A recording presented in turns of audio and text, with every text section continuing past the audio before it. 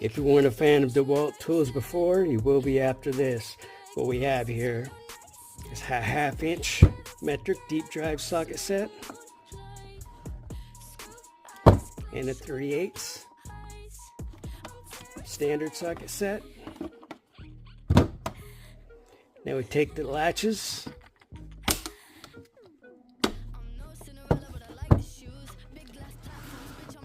and take our other socket set, put it on here, latch one side, latch the other. Now they're together, completely and solid. If you're wondering what these are, this is repairs using a plastic welding gun. You can go ahead and check that video out. I have many other tool reviews. Be sure to visit my channel.